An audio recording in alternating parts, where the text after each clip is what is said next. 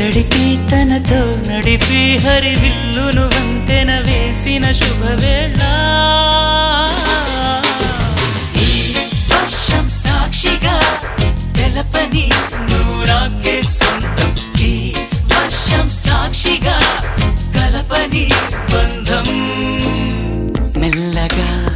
కరగని రెండు మనసుల దూరం